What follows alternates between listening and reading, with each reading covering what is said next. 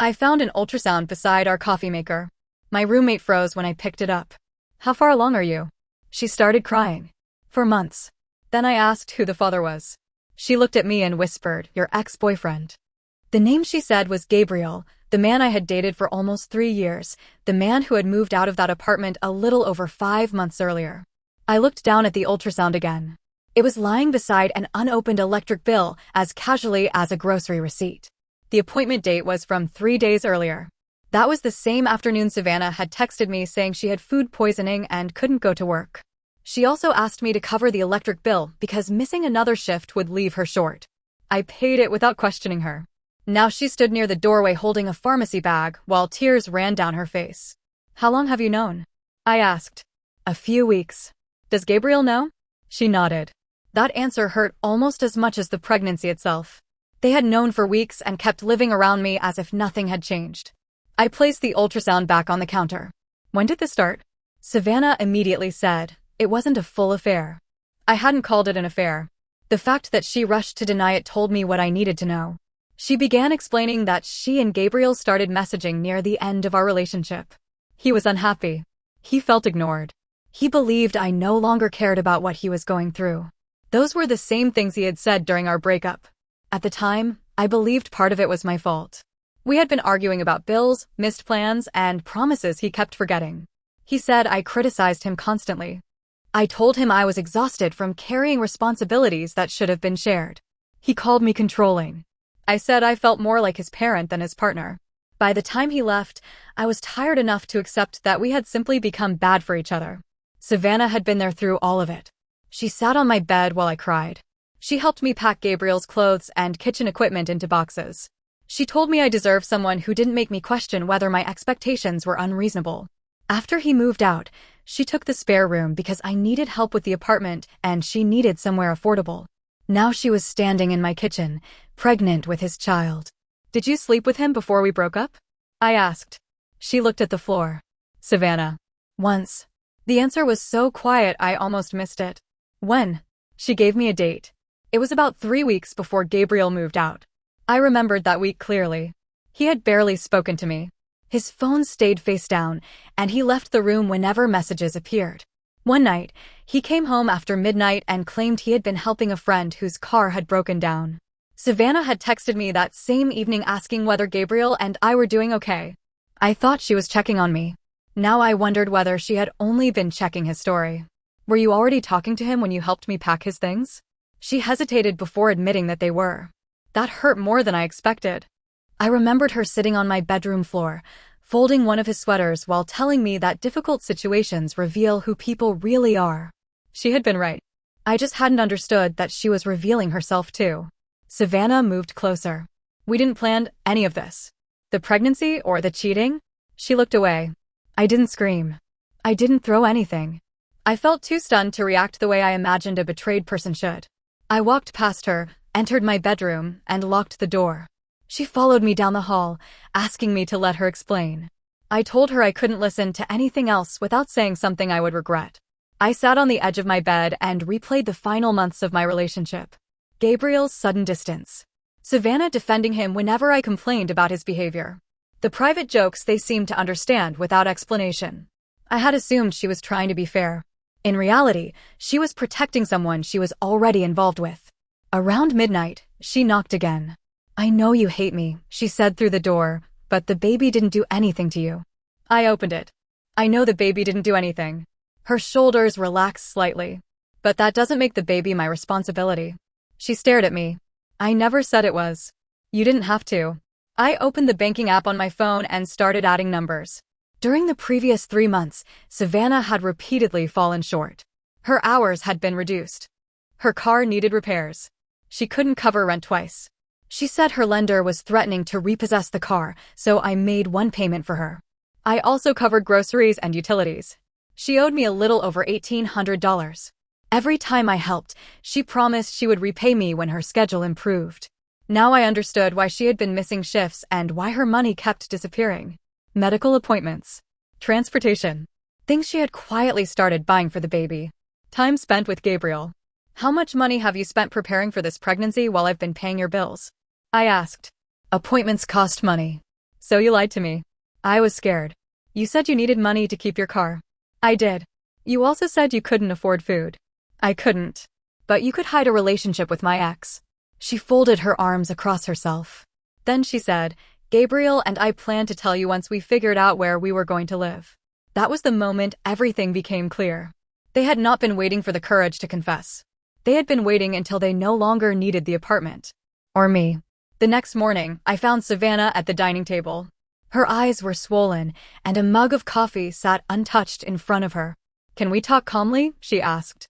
I remained standing. She said she and Gabriel wanted to move in together, but it would take time.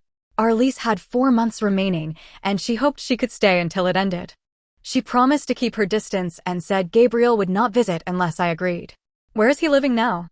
She hesitated before admitting that he rented a room in a shared house. That surprised me. When Gabriel left, he said he had found a modern apartment near downtown. He described the building so confidently that I never questioned him. Apparently, he had never qualified for it. His credit was worse than I knew, and he had recently lost his regular job. He was doing delivery work and taking temporary shifts, but his income was inconsistent. So neither of you can afford a place, I said. We're trying. And the plan was to stay here while I covered whatever you couldn't pay. That wasn't the plan. What was? She couldn't answer.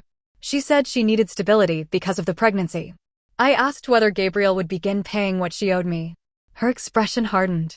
The money I owe you is between us. No. The baby is between you two. The cheating was between you two. Somehow my bank account became part of your relationship too. She said I was being cruel.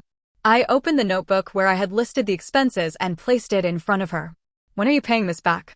I can't think about that right now. You're asking to live here for 4 more months. I need to know whether I have a roommate or whether I'm supporting a family I never agreed to join. She began crying and accused me of using the pregnancy to punish her. That was where the situation became complicated. I knew she couldn't afford the apartment alone. I also knew I couldn't force her out because both our names were on the lease. But I could leave. I told her I would contact the property manager and ask to be released. If he agreed, she would become responsible for the rent or find another place. Her face went pale. You know I can't afford it. You had months to plan. I didn't know what to do. You knew enough to hide it. She called Gabriel. He arrived that evening and stood beside her in the living room as if they had already rehearsed the conversation. I'm sorry you found out this way, he said. Which part are you sorry about? He sighed, already irritated. He claimed our relationship had been basically over when he and Savannah became involved. Then why didn't you wait until it was actually over? He had no answer.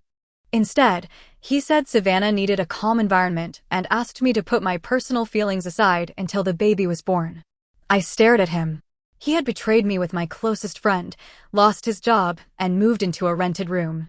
Now he stood in my apartment expecting me to provide the stability he couldn't. I laughed. He frowned. What's funny? You're asking me to support your girlfriend. I didn't say that. She owes me $1,800, and you're both asking her to stay because neither of you can qualify for another place. Savannah said I was humiliating them. You invited him here.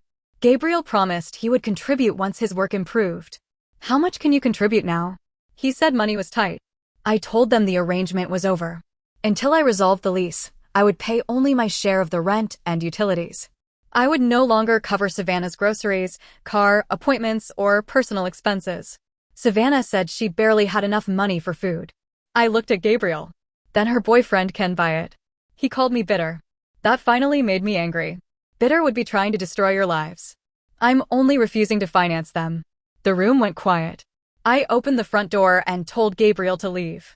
For the next several days, Savannah and I barely spoke. The apartment became tense enough that ordinary noises felt hostile. Cabinet doors closed too hard.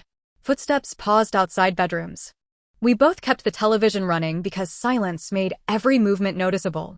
I stopped buying shared groceries.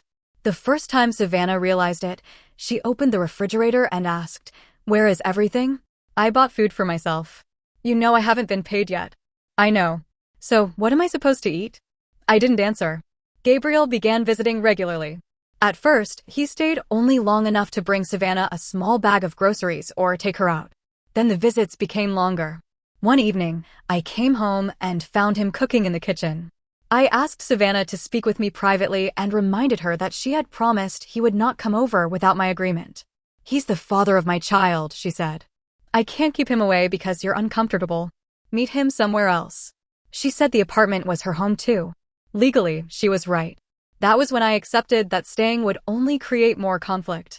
I met with Mason, the property manager, and explained that the tenants had experienced a serious breakdown in their living arrangement. I kept the personal details brief and asked what it would cost to remove my name from the lease. He said he couldn't release me without protecting the property owner. Savannah might not qualify to take over the apartment alone. After reviewing the agreement, he offered a compromise. I could pay one additional month of rent and surrender my security deposit. Savannah would then have 30 days to qualify by herself, add another approved tenant, or leave. It was expensive, but it gave me a clean exit. I asked him to put everything in writing. 2 days later, my bank called about an unusual charge. Someone had attempted to place an online order for nearly $900 using my credit card. The order included a crib, stroller, and baby monitor. The bank had flagged it because the purchase was much larger than my usual online spending. Months earlier, I had allowed Savannah to use that card to order groceries when her account was overdrawn. She claimed she had removed the information afterward. Apparently, it was still saved. I canceled the card and went home. Savannah was folding clothes in the living room. Did you try to order baby furniture with my card? Her face changed. It was an accident. How do you accidentally place a $900 order? She said several payment methods were stored in the account and she selected the wrong one. Why didn't you tell me after it was declined? I panicked. Maybe it was a genuine mistake. I still don't know. But after everything else, I had no trust left. I'm leaving, I said. She stopped folding. I explained the agreement with Mason. I had paid the additional month and surrendered my deposit. She had 30 days to qualify for the lease, add Gabriel, or move. You did this behind my back? The accusation almost made me laugh. You hid a relationship and a pregnancy from me. That's different. It's only different because this affects you. She began crying and said I was trying to make a pregnant woman homeless. You're not homeless. You have 30 days, a boyfriend, a sister, and his family. What you don't have anymore is access to my money. She said Gabriel's mother did not have enough room and her sister already had children. I asked why those problems belonged to me. Because you were my friend, she said. I looked at her for a moment. I was your friend when you started seeing him. She had nothing to say after that. My cousin Brooke agreed to let me use her spare room while I saved for another apartment. I packed while Savannah was at work because I didn't want another confrontation. I took only what I had purchased: the television, couch, microwave, dining table, cookware, dishes, 2 lamps, storage containers, and spare blankets. I left her furniture, appliances, and everything she had bought for the baby. The living room looked nearly empty when I finished. I knew she would see it as revenge, but I needed my belongings. I placed my keys on the counter beside a printed copy of the debt and left a note saying I would accept small monthly payments once she was stable. Savannah came home before I reached Brooke's house. My phone began ringing. I let it go to voicemail. Then the messages arrived. She accused me of abandoning her during the most vulnerable time of her life. She called me petty for taking the furniture and claimed the stress I caused could affect the baby. I nearly responded emotionally. Instead, I wrote one message. I took what I owned. I paid my exit costs. You have 30 days. Contact me when you're prepared to discuss repayment. She blocked me. That night, I slept for almost 10 hours. I hadn't realized how tense I had become until I was somewhere quiet. There was no whispering in the kitchen, no unexpected knock at the door, and no fear that my money would be used without permission. A month later, Mason contacted me to confirm that my release from the lease was complete. Savannah had not qualified to take over the apartment, and Gabriel could not be approved because of his credit and inconsistent income. They moved into his mother Maria's basement before the deadline. It wasn't the home they wanted, but they were safe and together. Savannah had not become homeless. She simply had to rely on the people who were actually part of the life she had chosen. I considered taking her to small claims court. I had bank records, receipts, and messages confirming the loans. Between the money Savannah owed, the additional rent, and the security deposit, the situation cost me almost $3,000. That mattered. It delayed my plans and forced me to rebuild savings I had worked hard to accumulate. Brooke encouraged me to file. I kept imagining another confrontation. Savannah crying. Gabriel making excuses. Both of them turning a basic debt into an argument about the pregnancy and our failed relationships. I was exhausted. So I kept the evidence but stopped contacting them. Several months passed. Then Gabriel messaged me from a number I didn't recognize. He said Savannah was close to giving birth and asked whether I still had their baby things from the hall closet. I had no idea what he meant. He described the blankets and plastic storage bins I had taken. They had never belonged to them. The blankets were mine, and the bins held old photographs and winter clothes. I replied, "Those things belong to me." He wrote back, "We thought you might be willing to help." That sentence told me nothing had changed. They still believed that refusing to provide for them was an act of cruelty. I didn't answer again. A few weeks later, our mutual friend Zoe called and told me Savannah had given birth to a healthy baby. I was relieved. I had never wanted anything bad to happen to Savannah or the child. My anger was about the choices she and Gabriel made, not the baby. Zoe said Gabriel had found steady work again and that they were still staying with Maria while saving for another place. Then she hesitated. "Savannah thinks you ruined her pregnancy." I asked what she meant. Savannah blamed the move, financial stress, and the end of our friendship on me. For a moment, I wanted to defend myself. Then I realized I didn't need to. She could tell herself any version that made her decisions easier to live with. I knew I hadn't ruined her pregnancy. I had only stopped shielding her from the consequences of choices she made before I knew the truth. Months later, I moved into a smaller apartment. The furniture didn't match because I replaced things slowly, but the place was mine. The bills were predictable. No one entered without permission. While unpacking, I found the list of Savannah's debt. I considered contacting her again, then folded the paper and put it away. Repayment would help financially, but it wouldn't restore the friendship I thought we had or erase the months I spent blaming myself while two people close to me hid the truth. People sometimes ask whether Gabriel and Savannah received karma. I don't know. They stayed together. They had a healthy child. He found another job. From the outside, they may eventually look like an ordinary family. Maybe they tell people they fell in love after my relationship ended. Maybe they leave out the part where I paid bills while they prepared for their future.